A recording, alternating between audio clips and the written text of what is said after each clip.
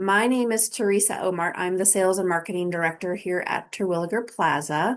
So I'll go ahead and introduce Vanessa Calvert. She is our speaker today. She is a broker licensed in Oregon and Washington. She is with, the shortest name in the world, Cascade, Hasson, Sotheby's International Realty.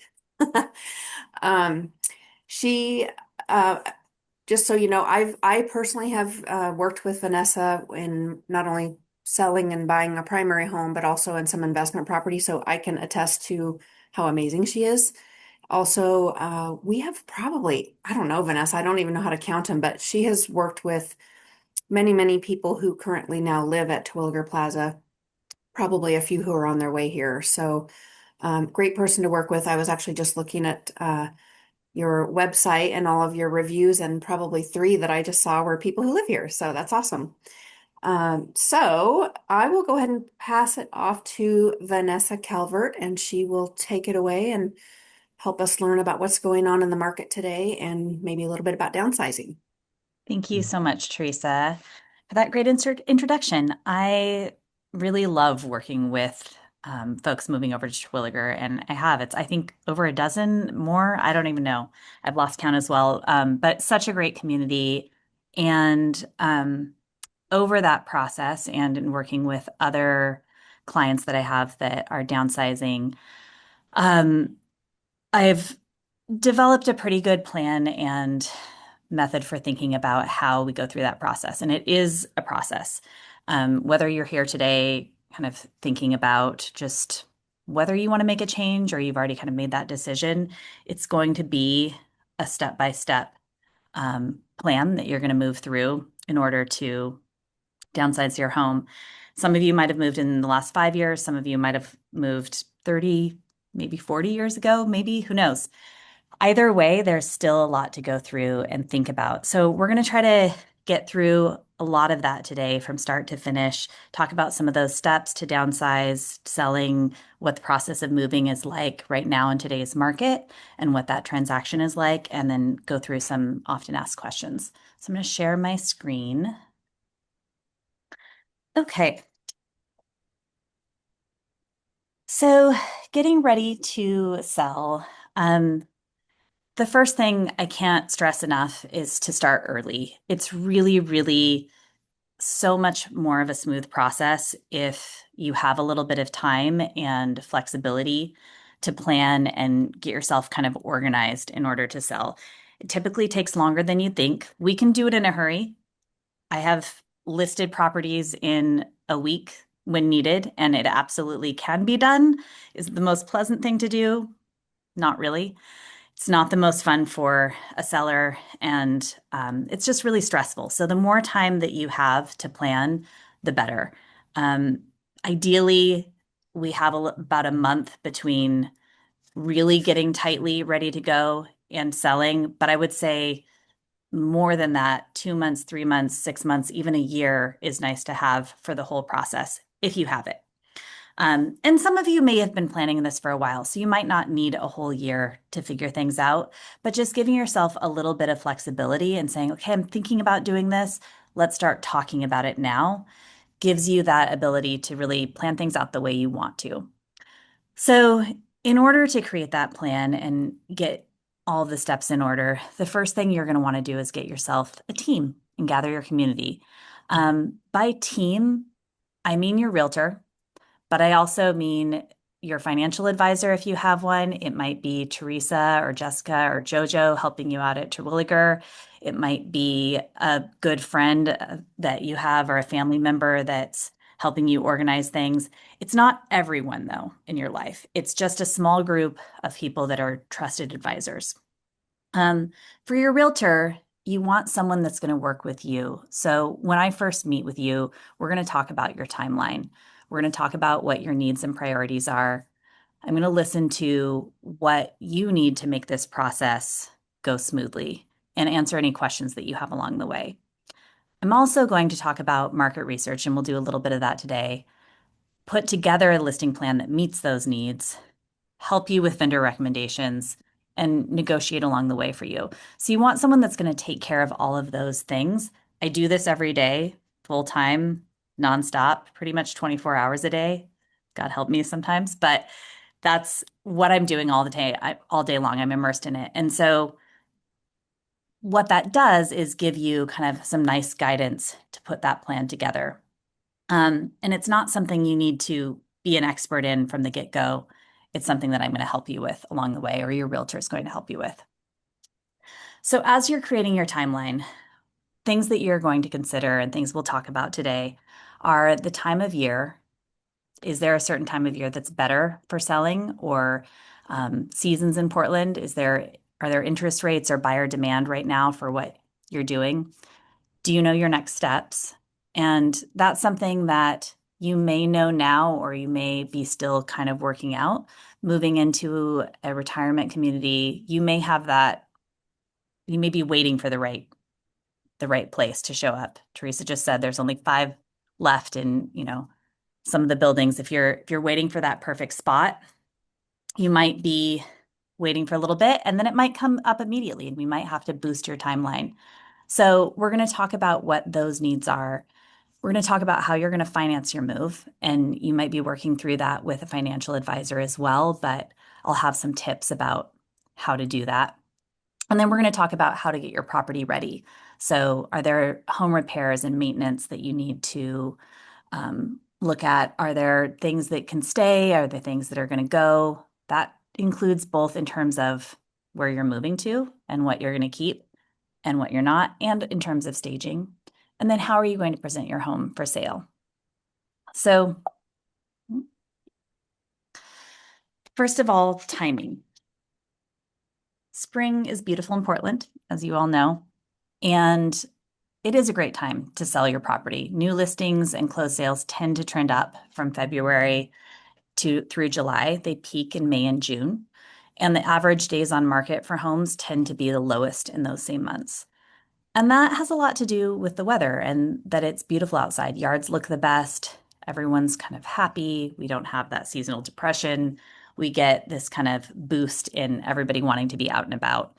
And for family homes, it's also a time when people are thinking about what they're doing for the next school year. They might want to move or figure out where they're moving in the spring and move over the summer.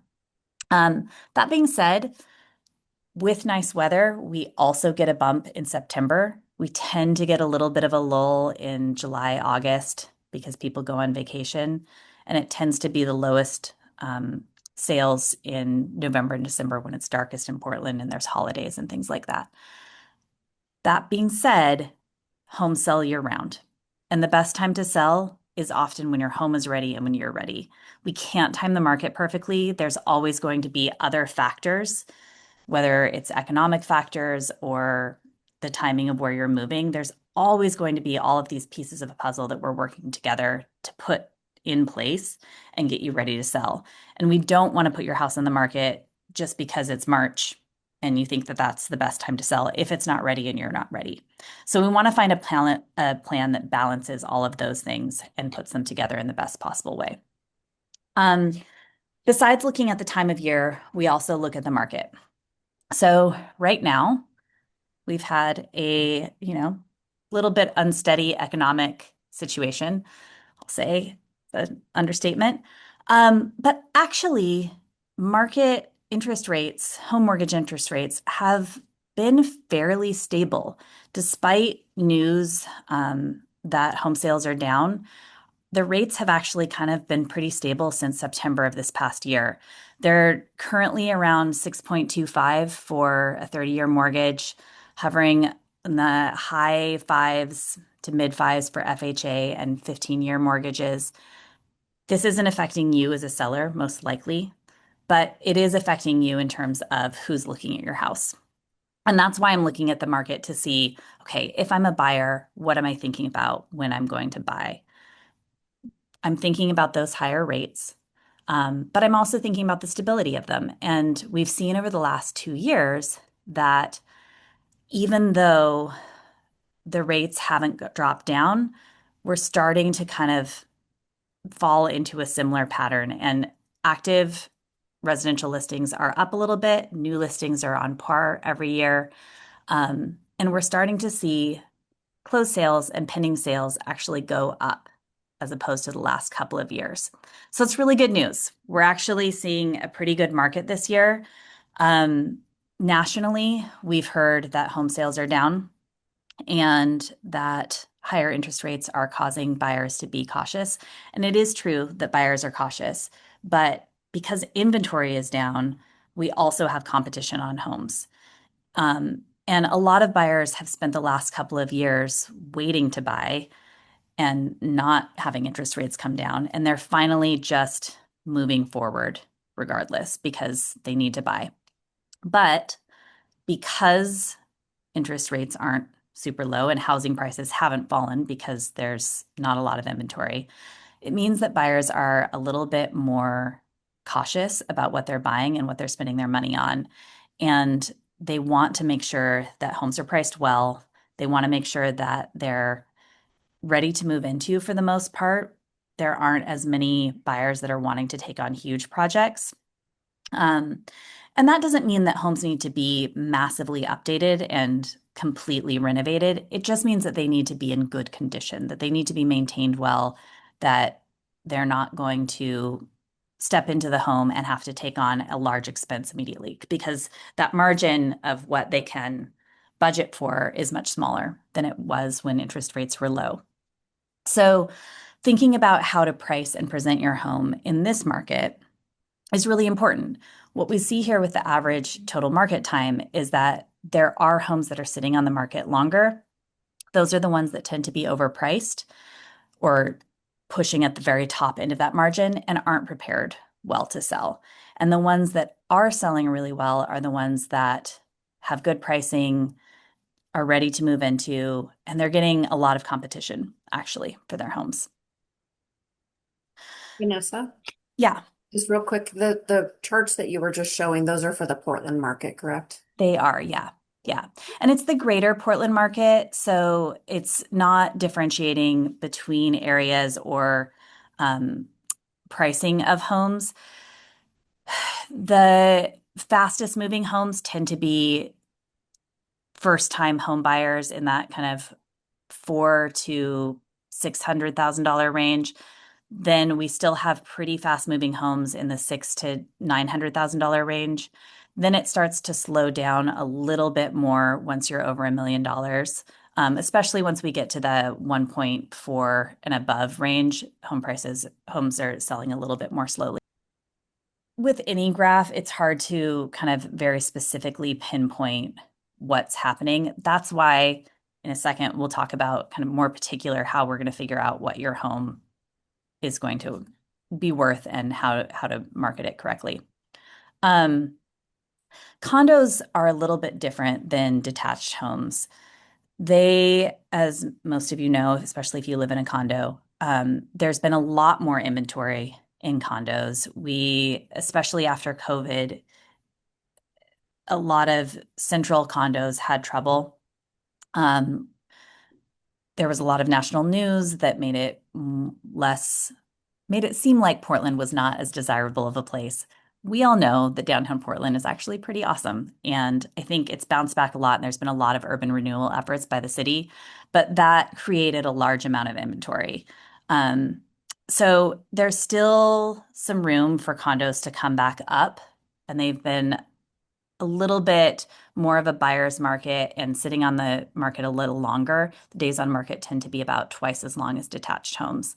Um, the other thing that's really important with condos, though, is to understand how buyers are looking at HOAs and how lenders are looking at those HOAs, um, and how insurance is dealing with them at the moment. Nationally, there's also been a much deeper focus on that, and insurance companies are wanting to make sure that the buildings are managed effectively. So one thing that can be really important is getting all of the documents for your HOA ahead of time and making sure that it is going to pass what a lender and insurance company needs. And then making sure that if there's any assessments coming up or anything that's big that's planned, that you have a plan for that, that you've paid it off or that there's kind of a significant plan in place and that that's considered as you're trying to sell and what the pricing is going to be for your condo.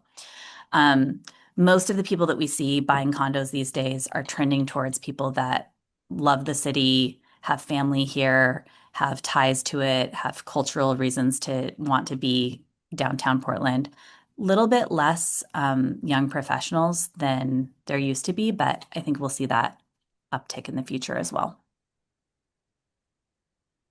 Okay, so when you're thinking about pricing your home, we already said buyers are pretty conscious of price, payment, and conditions. With that, we want to make sure that we're not overpricing your home because competitive pricing is going to give you a stronger offer. We're going to get more people looking at your home if they think that it's worth the money than if they think that it's at the very top of the margin and they're not sure if they can get something better. Um, when I'm looking at that, I'm looking at sold and pending listings, and then I'm looking at active listings as well. So those sold listings, and this is going to be part of your market analysis that we'll talk about, are going to tell me what has sold and what's been successful. What have people actually wanted to buy and what did they want to pay for it? That's the most concrete information that we have, right? And that's what an appraiser looks at.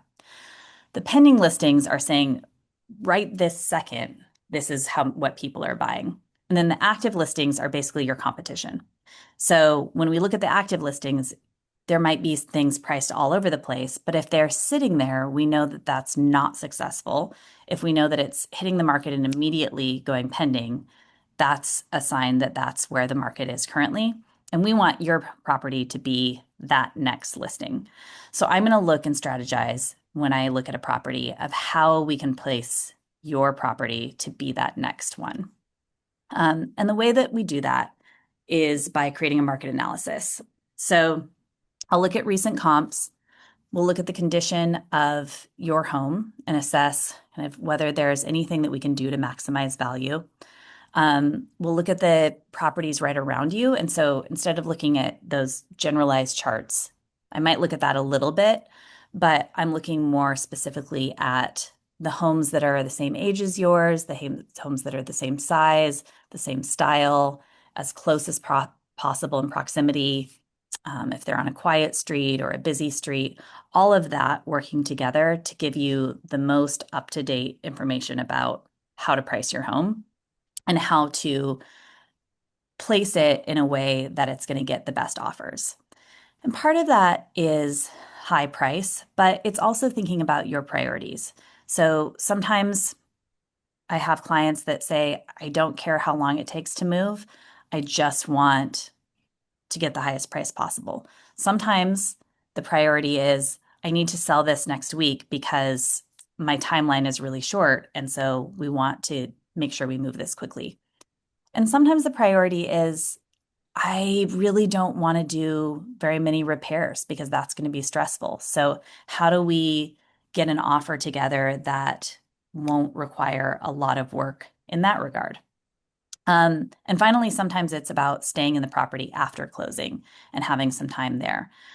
So, looking at all of those pieces, we can think about how can we attract a buyer that's able to do those things, and how do we get all of that together in one package and give you the best possibility of that. I can't make a buyer, magically appear and, you know, I wish I could give you everything that you want, but I can present your home in the best possible way so that it's more likely that we're going to get that for you. And talk with buyers and their agents and promote what is that's important to you and prioritizing. So some of the factors to consider as you're getting your home ready to sell and thinking about the value and the pricing are, as we talked about, those market conditions, thinking about whether you're doing any remodeling, thinking about whether you want to do any pre-sale inspections, any repairs, or if you want to sell as is. As we're putting all of that pricing together, you're also going to want to consider realtor commissions and closing costs. There are costs associated with selling your home. There's going to be some escrow fees. It's generally about 1% of the sales price, and realtor commissions. Realtor commissions are negotiable, and you're going to have that as part of your listing contract. So when we sit down, we'll go through all the components of the listing contract about timelines and what I'll be providing for you. as well as what my fee is. And that gets paid out of closing. As of August 2024, the buyer's agent compensation isn't in that listing contract. So prior to 2024, if you bought or sold, you would make that contract and the listing agent would have both buyer and seller commissions as one, and then it would get split. Now it's just the listing agent commission. And then separately, the buyer will have a contract with their agent and they will determine what that commission is going to be. Um, the tricky part about that is that when that decision was made, it didn't account for how those commissions were going to be worked into the loan. And the reason I'm pausing on this is that even though they're separate, I want you to understand that typically 99.9% of transactions, the seller is still going to pay the buyer agent compensation. The buyer is just going to be asking for that in their offer as opposed to it being part of your contract. So it's something to know upfront and just be aware of. And you can talk to your agent about that more when you list with them. Um, so you have a little bit of an idea of what's going on in the market. Now you're thinking about downsizing and prepping to sell. Um, it takes a lot to downsize. I don't know about you, but I've been in my home for 12 years now, and I have a lot of collections and I have a lot of things that are precious to me and not precious to me and that I'm going to, go through later and never quite get to. And a lot that I love and a lot that probably is needed and some that isn't. So it's not a small thing to think about downsizing and think about what you need to take with you and what you cannot. Um, there is no possible way to take everything. And so you're going to have to sit down and think about what it is that you can take and what you need to rehome. One of the first things that can be helpful once you've figured out exactly where you're going to be is to make a floor plan. And I believe, Teresa, you guys provide, a floor plan for tenants moving in, your owners moving in. Printing that out big and actually making little dollhouse size versions of your furniture really, really helps. That can be done digitally. It can be done physically. I kind of like moving around pieces of paper, so I'm a paper person. But it's going to give you a realistic idea of what will fit and what won't. The first thing you want to do is prioritize those bigger decision items and figure out, okay, am I taking a lot of my furniture with me? Do I have wall space? Do I have floor space? Do I like the style of it? Will all of that come with me? Will I have storage that's maybe built in so I don't need all of the storage solutions that I have at my house? Will I have a separate storage facility that maybe I'm going to put some stuff in for now? If you can kind of start categorizing those, then you know what you need to still manage in other ways. So things to consider are, will these items be functional and fit in my new space? Some things, it might be time that you don't actually need them anymore. Maybe some of your hobbies you're not going to continue, or you are going to have a patio, but you won't have a full garden, so you don't need as many gardening supplies. Maybe you're not planning on cooking as much in your new home, and so you don't need quite as many cooking supplies. Um, maybe there's things that you haven't used in the past year at all. But maybe there's other things that really make you feel like home and you really want those. So you're going to prioritize those things and bring them with you. But thinking about which things you're keeping because you feel obligated to, or keeping because you have a memory of it, but maybe there's another way to honor that. Maybe you can pass it on to somebody. Maybe you can take a picture of it. Maybe it's something that you do want to store for a little bit, or you do want to find a place for. And then we know that that's a priority.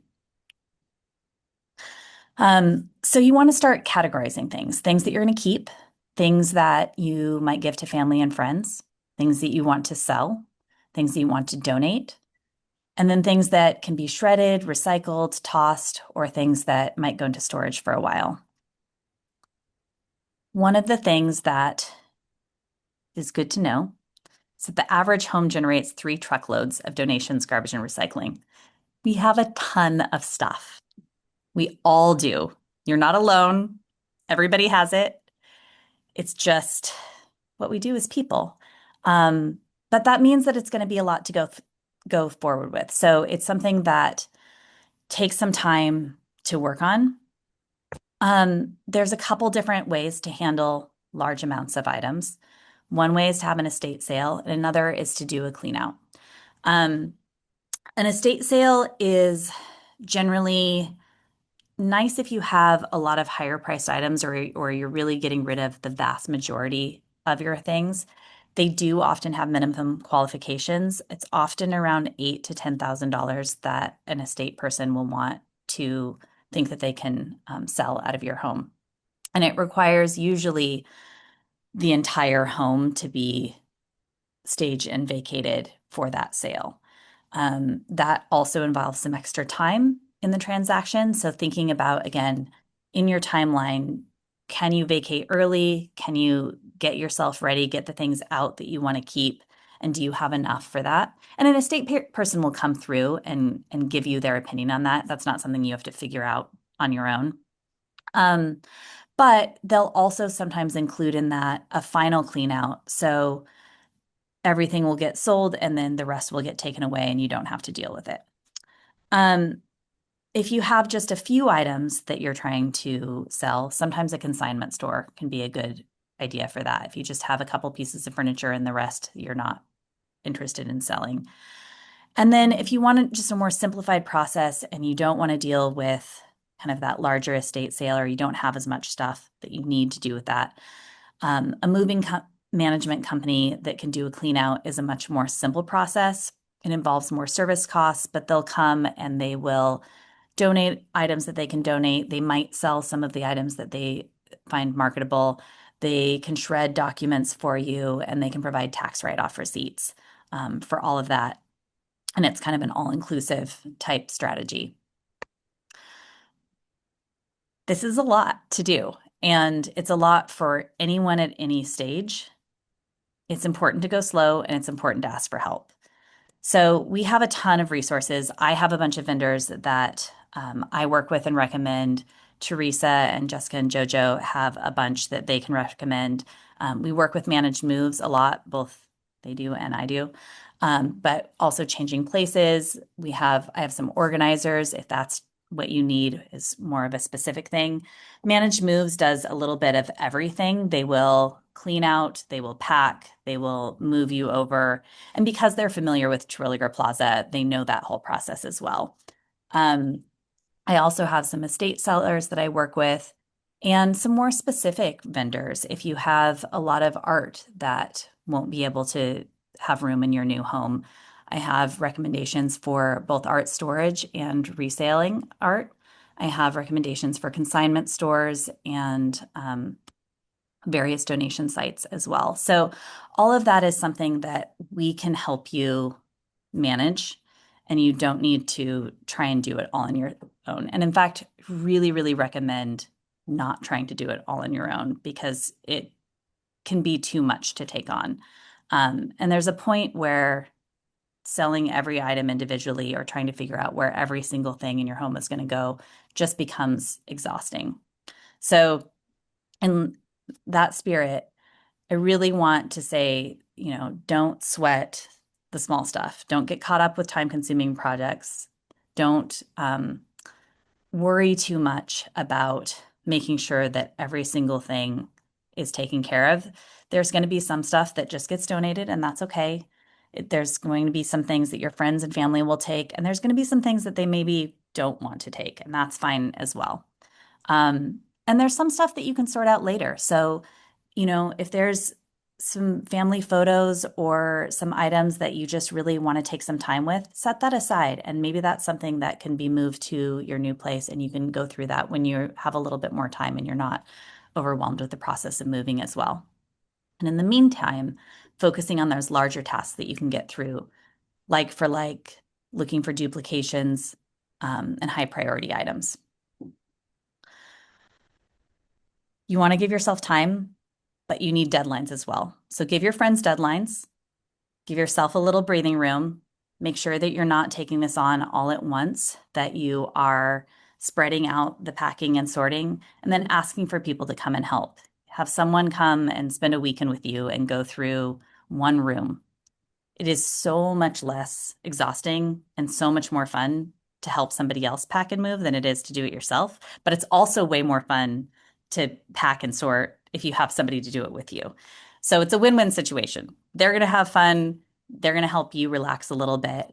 And then give them a timeline if they're helping you because they're going to pick up something that's a gift or they're going to get some donations and take it somewhere for you. Give them a deadline for that so that it's not just sitting around your house forever. All right, next steps, presenting your home for sale. So you've gone through a bunch of the things in your home. You're probably still sorting that out. It's going to be a process probably to the end, probably till when you're finally moving. But you've done a bunch of that. And now you're thinking about, okay, how am I going to get my home ready to sell? And what do I do first? One of the things is thinking about whether you should sell first or move first. Um, a lot of that is going to be particular to your situation.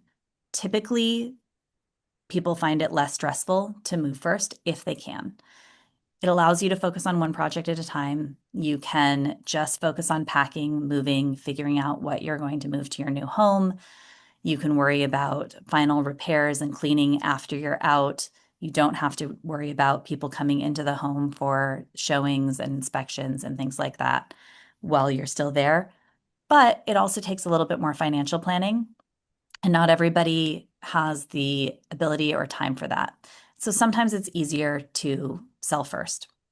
In that case, we're going to be thinking about how we can line those two things up together as much as possible. We're going to look at the date that you're moving into your next home and how we can sell about, a few weeks before or a month before and give you that time so that you're not worried about temporary housing if you don't have to be. And then we're going to think about how we're going to prepare your home while you're there, whether you can be out of town for a weekend, maybe when it first goes on the market, how we can handle the showings and all of that, how you're going to arrange the home every day so that it's prepared for viewing. And it allows a lot more simplification of finances because you're going to have that money before you need to move into your next place. So if you're trying to sell, if you're trying to move first, there's a few different ways that most people will finance it. There's obviously current assets and retirement accounts that sometimes clients will pull against. There are also bridge loans that allow you to take a loan out against your home and have a short-term loan that can then be used to finance the next purchase and then gets paid off as soon as your house sells. Sometimes those can be relatively expensive because the banks want a longer term loan. And so when they know that it's just going to be a short term, they'll have higher fees involved. One of my lenders at Guild is offering a new lower fee bridge loan without a prepayment penalty. So I know there's a few products out there that are starting to be offered. The other way that some clients will do it is to take out a HELOC, which is a home equity line of credit. And that is a loan that you take out before you sell your home. So a bridge loan can be taken out once you've listed. A HELOC needs to be taken out before you list. And it's for any kind of investment that you want to make. It could be for remodeling or repairs on your house, or it could be for some outside investment. The advantage of a HELOC is that you're not paying on it until you actually draw. It's just that line of credit. So you can apply for it and just kind of leave it be. And then if you need it, use it. And if you don't need it, you don't have to use it.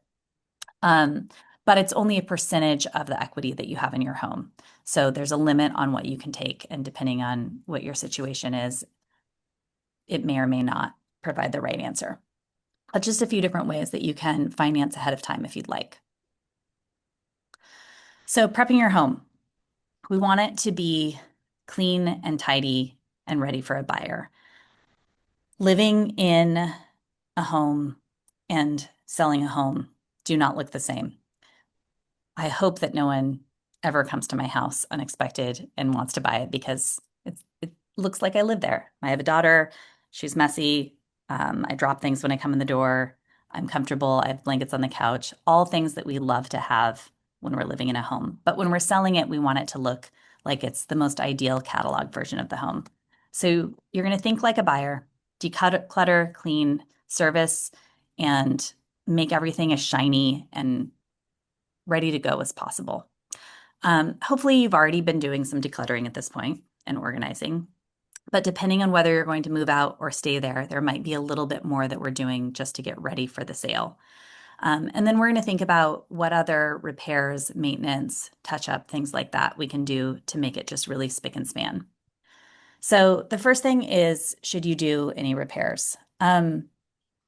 Really, any small repairs that you can do to take care of deferred maintenance or just tidy things up is going to be helpful. That doesn't mean that every single thing in the home has to be perfect because we all know that no home is perfect. And even if you fixed every last thing, I guarantee you that an inspector will come in and find something because it is their job to find things. So the expectation is not perfection.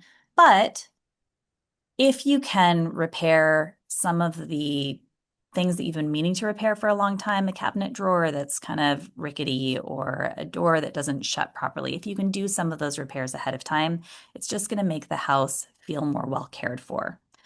Um, what we don't want to do is a ton of remodeling.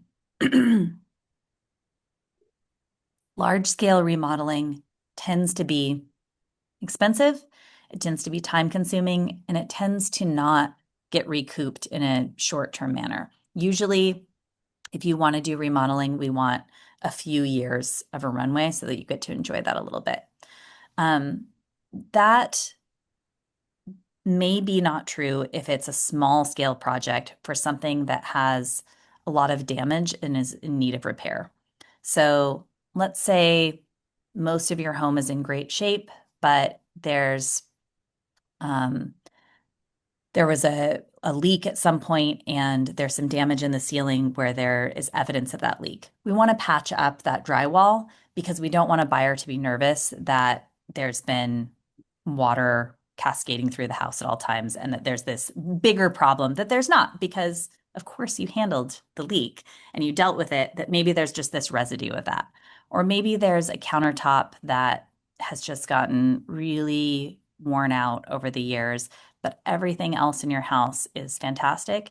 It might be worth it to replace that countertop because we also want that consistency across the home. And we don't want a buyer to see one little piece of something that doesn't match and think that that is how the entire home is. So finding that consistency through the home and finding and making sure that we're not indicating problems that aren't actually there is really important. And then there's some cosmetic refreshes that can be really great no matter what, because it just makes the home feel fresh, ready for a new buyer, and ready to go. Large impact, small cost.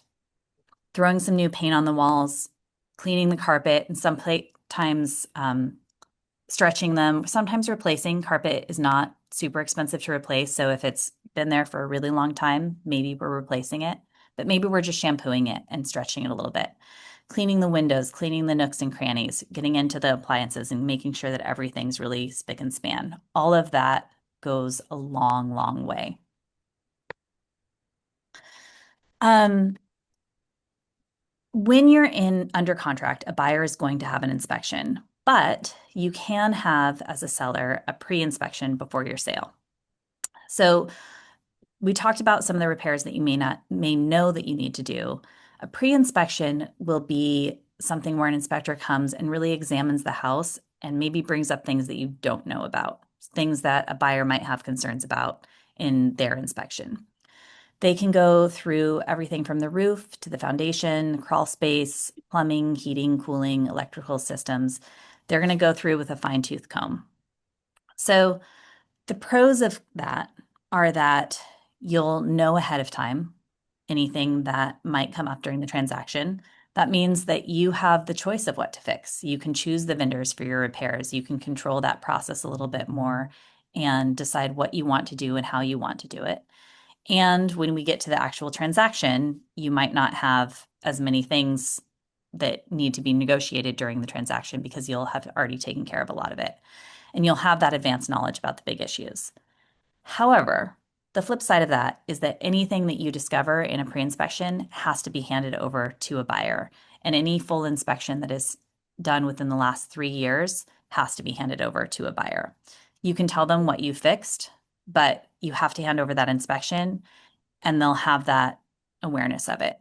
Um, Most likely, bigger things will turn up on their inspection as well, but every inspector is a little bit different. So just because your inspection turns up, a whole bunch of things and you deal with them doesn't mean that the buyer won't have their own concerns. And you don't know what concerns are going to be their priority. So one thing to consider is that while we want to address big issues and make sure there's not major concerns during a transaction, we don't necessarily want to try and fix every last thing and then still have a buyer come with some other interest that they have, and you have additional things to fix on top of that. Sometimes it's better to let them figure out what their priorities are and negotiate those things themselves. And the way they negotiate those can be in a variety of ways. It doesn't mean that you're going to have to fix everything. It might be that they ask for a credit towards that repair. They might ask for a price reduction. They might ask for the repair themselves itself, or they might just let it go because it's small and it doesn't matter to them that much. And you, as a seller, have the ability to negotiate back. You don't have to say yes to everything. You can decide what it is you want to fix and what you don't. Um, One thing that often I'll I'll recommend is rather than doing a full pre-inspection is just looking at the things that maybe you don't know enough about but are on the older end and you want a little bit of information. So maybe you haven't been down in your crawl space, but you have an idea that there could be some water down there. That's a good thing to check out ahead of time so that we can get ahead of it before the actual transaction. But your roof is pretty new and you have it cleaned every year and you're pretty sure it's fine, you probably don't need it inspected. There's some things that are pretty easy to deal with in transactions. Most buyers now will have radon tests to check radon levels in the home. That's a pretty easy one to mitigate in the middle of a transaction. So unless you really want to know ahead of time, it's something that we can handle later. Um, The other thing to think about when you're selling is what you're interested in repairing and what you're not. And some sellers will want to just sell completely as is with zero repairs. You're absolutely welcome to do that as a seller. You have the ability to negotiate and say yes or no to anything that you want for a buyer. And you can upfront set those expectations if you'd like. Um, but if you advertise your property as is, you're more likely to present it as though there's something wrong with it, as though it's has some major problems and you're not willing to negotiate at all. And that's going to put buyers off, especially in this market. So generally, my recommendation will be to address things that are bigger if you can, price it appropriately for the condition that it's in, and then negotiate as you go. And we can always tell a buyer up front that you'd prefer to have credits or you'd prefer not to do any repairs, things like that. But to blanketly say up front that you're not going to do anything generally will put off buyers in this market. So finding that way to tell a buyer that you're open to a reasonable request, not that you'll fix everything, but that you're open to being reasonable is generally a better way to approach it. After we get all of that market prep ready, then we're ready to do the final kind of getting ready to go live sweep. So this is when we're going to do final cleaning, we're going to take care of the yard, we're going to stage, and we're going to do photography. That little like last bit of cleaning is really, really important, actually. It's what makes the house shine. And so spending that little last week, making sure that the yard's weeded. I have, again, vendors that I work with that will come and do a quick yard cleanup. They'll clean the house, get it ready to go, all of that so that you don't have to do it if you don't want to. But first impressions really are everything. They're really important in this market. Buyers are primarily seeing homes online first. They're not seeing the home in real life for the first time. Usually they see it through MLS or Zillow in photographs. And when a home isn't presented super well, when it's not staged or even when it's vacant, to be honest, unless it has really amazing architecture, it doesn't stand out as much and it's not going to be as attractive to a buyer. And we want to get people in the door. So we want to present it as best as we possibly can. If you're staying in the home, that's going to be a little bit different than if you vacate it. Staying in the home, we will either walk through and give you a list of things to put away. I will sometimes bring in accessories, pillows, rearrange your books, arrange the kitchen, all of that sort of thing so that it looks like a staged home. Um, Partial staging is also available if you're living in the home, and a stager can come in and bring more furniture in if you've gotten rid of a ton of things or you need something different. Or if you're moving out completely, I highly recommend hiring professional stagers to come in and put that together for you. And the reason for that is that they have furniture that's made to make the space look big and open and light and bright and really just attract viewers to it and make it stand out. Again, it's not the same as what you would live with. This is like going to a showroom is what we want the house to be in that moment. It's not the same as having it be comfy and be yours. And sometimes it can be a little bit of a shock to see your home in that different light because it's not what you're used to. But again, we're prepping it for someone else and we want them to feel like it could be theirs, not that they're entering into someone else's home, but that it could be their home in the future. And so we want to take away a little bit of that personalness, and give a little bit more of the possibility of a future.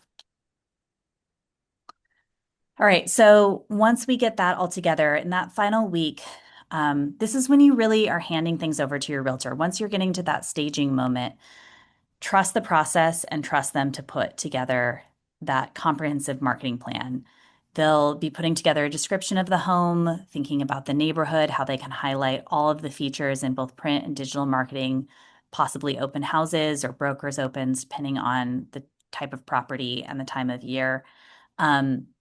Typically, I recommend confirming pricing just before listing. Even though we've done that market analysis maybe months before, we're going to revisit price and we're not going to define the price until right before we go on the market because things change.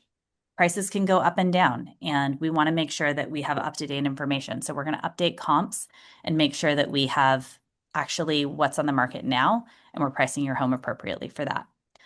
I usually like to put houses on the market midweek, and that's so that buyers have some time during the week to view, and then we have a full weekend to get more interest and build up interest throughout the week. Sometimes we put them on at different times, but midweek is sort of my ideal time to go on the market. Once you're going on, if you are still living in the home, it's really nice if you can arrange to be away for a couple of days. Maybe go to the coast, maybe stay with some friends. If you can't go actually away, just even arranging some day trips so that you're out of the house. That way you're not scrambling and trying to clean up from cooking all day or jump out of the shower when someone's coming into the house. The most viewings that you're going to get is during that first week. So if you just arrange for some time to be gone, then that's going to be really helpful at the beginning. And then typically we'll only set a deadline for offers after we get some in. This market is one that's competitive, but it doesn't mean that offers are going to come immediately. We already saw some homes are sitting on the market longer. So we may have competition on your home and get multiple offers, or we may be waiting for that right buyer to come along. And we'll just kind of take that one day at a time. And then finally, when we do get an offer, thinking about making that decision about how we respond to it based on the merits of the offer, not your emotions. Because again, transactions with houses are a lot of different pieces of a puzzle coming together, and they are emotional, but we want in that moment to really think about what's going to be optimal for you and what's going to work for the house and how it's going to be a successful transaction.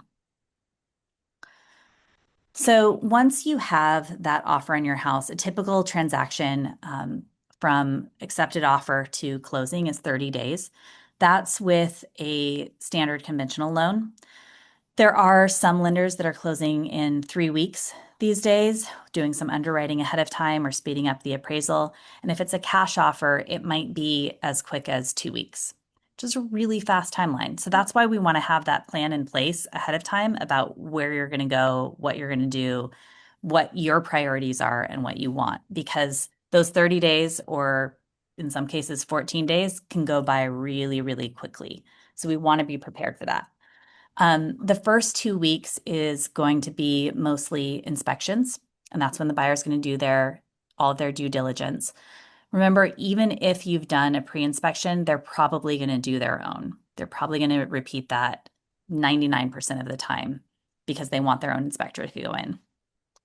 Once that contingency is through, then we have the loan underwriting, and that's when the appraisal will happen and the rest of the loan approval. And then just before you close, you'll go in to sign. Doesn't happen on the day of closing, it's a couple days before. And then on the final day of closing, that's when you'll get the final net proceeds from your offer. If you're moving into Terwilliger and some of the money is going to be transferred over to Terwilliger, that can actually be a direct transfer if you'd like, or it can all go into your own account and you can celebrate and do what you will. At that point, on the day of closing, the house will become the buyer's, and it can be that they take possession that day, or you kind of have arranged in advance to stay there longer. So that is called rent back. And it's something that can be arranged for up to 2 months after you close on your property. But it has to be negotiated at the beginning. So it's something that we want to know from when we list your property if it's something you're interested in, because we need to promote that to the buyer, see if they're able to do it, and talk about the amount of time that you want. Some people will do a week after closing. Some people want a whole month. It really just depends. And some of that, again, is the timeline with Terwilliger or wherever else you're moving into. If you need a little bit of extra time, and we can work that into the transaction so that you don't have to go stay in an Airbnb or stay with your children or anywhere that might be less than ideal.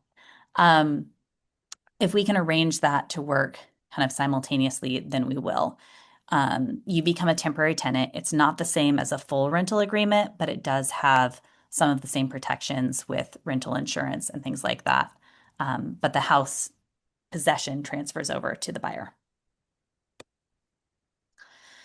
So, to kind of sum up, thinking about those pricing strategies, looking at property specific obstacles in pricing, thinking about how we can prep your property to be primed for the best possible sale, getting it cleaned, getting repairs made, and presenting it in really the best light so that you're going to have someone come in and just fall in love with it.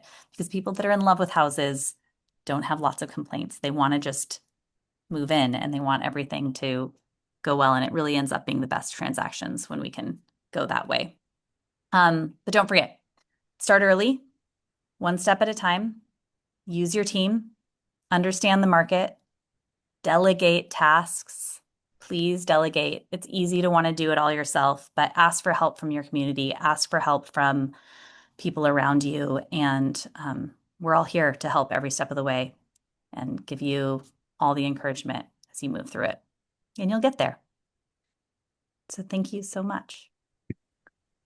Thank you, Vanessa. Yeah. We do have a couple questions. I think we ended up covering a few, but let's see here. Cynthia, you asked about the current real estate commission here and how is it commonly split between seller and buyer agents? I know you touched on that, Vanessa. Yeah. Hold on one second. I'm trying to, it might, no, I want to stop sharing there. Is that okay? Um, so commissions are negotiable, and as a national law, they're not allowed to be set in stone. That being said, most agents will have a commission that they typically charge, and that can range a bit, but tends to fall within fairly narrow parameters. On the seller side, It tends to be between 2.5% and 3%. Sometimes it's a little higher if a realtor is including staging in their fees. Some of that is dependent on what they're actually doing for you. Sometimes it's a little bit lower if it's partial representation, but it tends to be within that range. On the buyer side, it tends to be around 2.5%, but again, can sometimes be a little bit higher, can sometimes be a little bit lower, depending on price point and what the buyer has negotiated with their agent. A buyer's agent is not supposed to ask for more commission from a seller than what they've negotiated in their contract.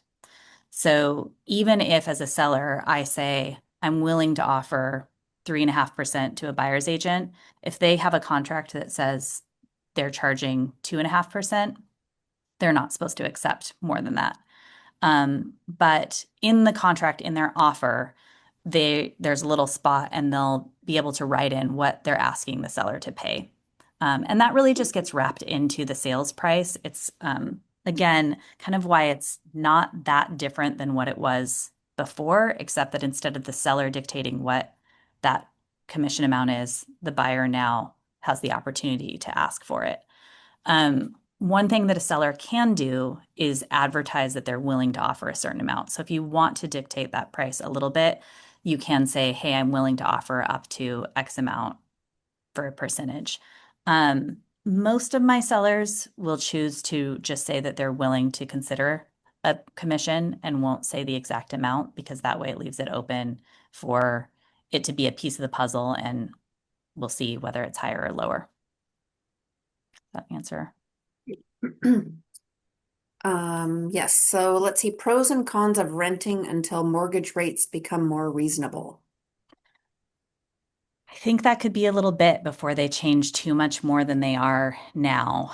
I think, with inflation higher, the Fed is not wanting to lower any of their rates, and that indirectly affects mortgage rates and keeps them high. Even though there's talk of trying to increase inventory, I don't think mortgage rates are going to drop drastically anytime soon. And again, we're seeing some stability with them lately. Maybe we'll get little bits of a dip, but it's really unclear how long that's going to be before that happens. So you could be renting a while, for one thing.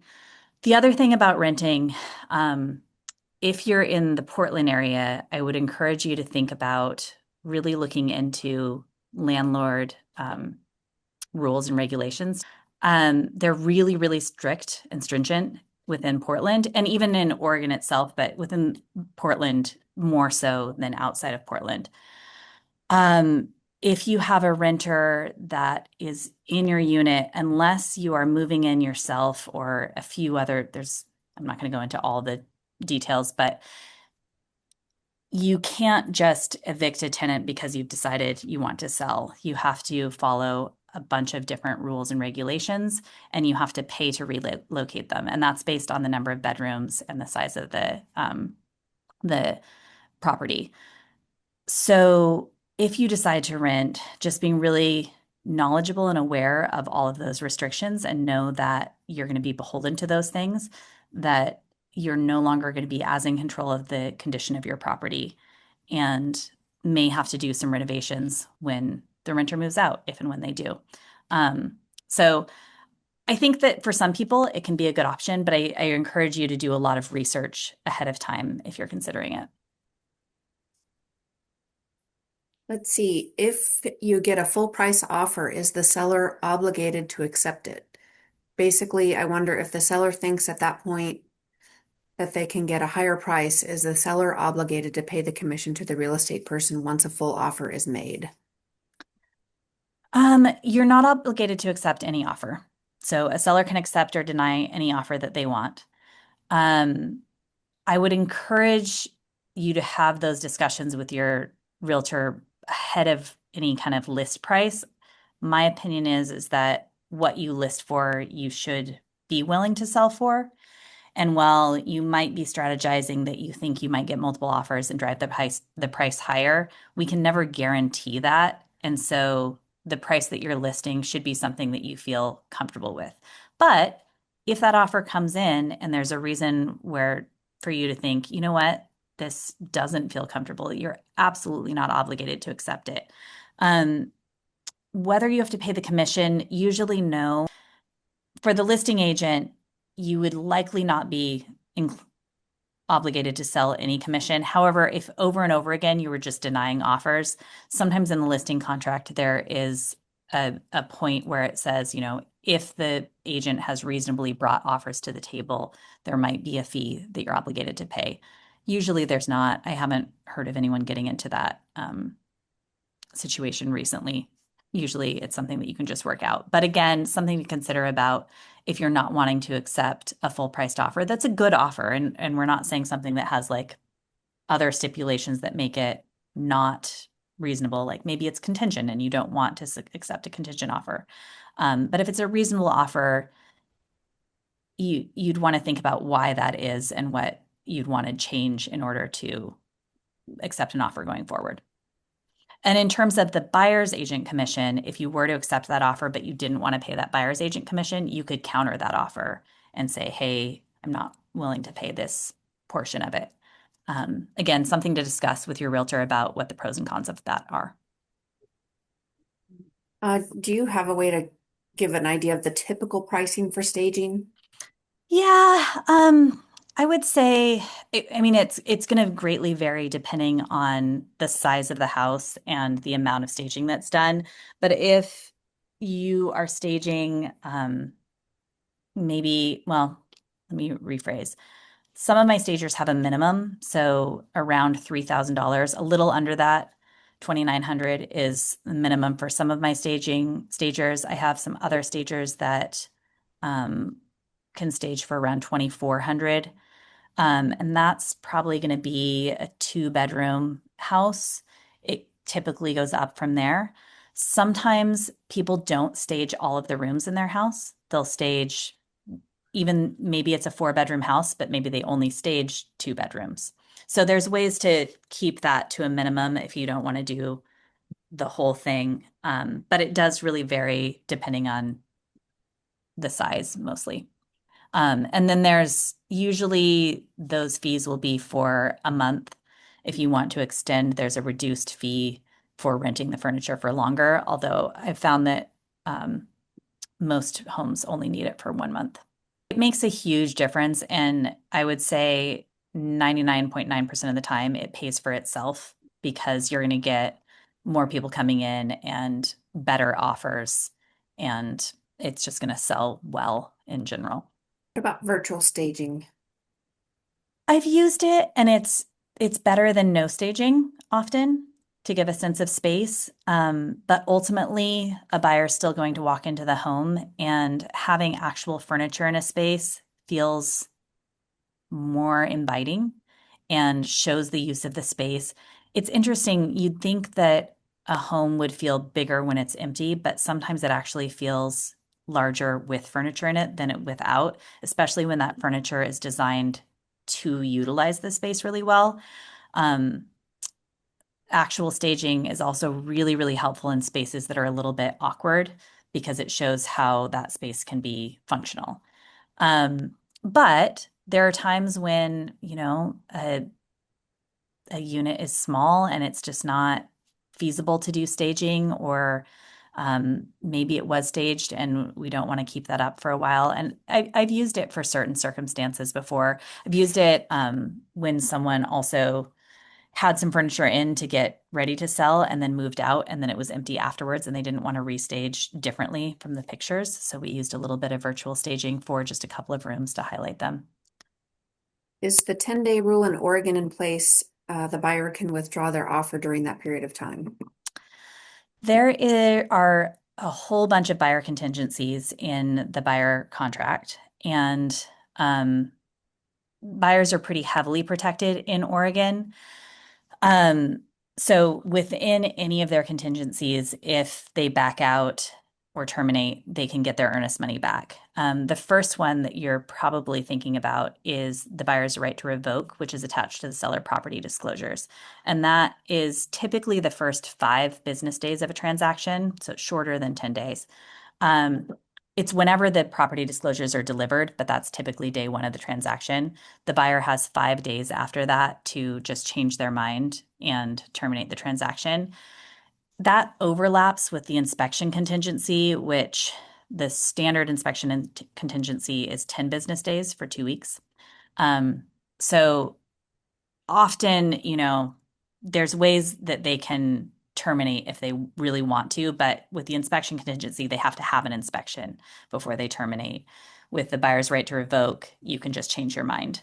Um, most people, most transactions, if they fail, it's something to do with inspections and not just because of a change of heart, but it happens every once in a while. And then one more here. How accurate? You're gonna love this one. How accurate are Zillow prices? It really depends. If you live in a community where a lot of the houses are very similar, there's some areas like out in Sherwood and Charbonneau where the houses are pretty similar to each other. And so if you get data on one of them and the condition is the same, it might be pretty similar to what Zillow says because the algorithm's going to work pretty well there. On the whole, Portland has such diverse homes and areas that it's not always that accurate because they're just looking at those larger algorithms of square footage and numbers of bedrooms and bathrooms. If that's not up to date on your home because you've added a bathroom over the years or something like that, then it might not have accurate data and it doesn't know the condition of your home. So it doesn't know if it's all updated and remodeled, or if you haven't touched a thing in several decades and it's looking at all homes the same way in terms of that. So, a ballpark, but not precise. I think we've made it through all of our questions. Wonderful. Um, I don't know, Vanessa, I'm just throwing this at you. Yeah. If anyone on the call wanted to, if they don't already currently have a realtor, I'm assuming if you have a realtor, you probably wouldn't want to, if you're already engaged with someone, that's different. But how would you like people, what can you do like tomorrow if someone wanted to talk to you and Yeah. that okay? Um, Give me a call. The best thing you can do is just give me a call and we'll set up a time to meet. You can also email me as well, but call, text, email, I'm available through all the things. Um, Typically, we'll set up a meeting at your convenience, whether that's in the next week or if you're thinking, oh my gosh, I just want to get this done, but I actually don't have time to meet for a month, we can set up something a little bit down the road as well. And I usually start by coming to your house and talking through what you have figured out so far. Do you have a home identified? Do you have a timeline in mind? Or are you just kind of starting to think about things? And then we'll walk through the house and I'll get a sense of it. We'll talk a little bit about what kind of repairs or projects um, need to be worked on.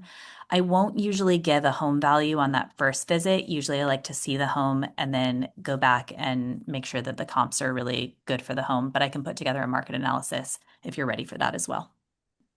So with that, I just want to thank everyone. Again, thank you so much, Vanessa, for taking the time and I've heard you talk many times and I learned something new every time. So really great. So again, thank you everyone and have a great day. Thank you so much, Teresa. Appreciate it. Take care.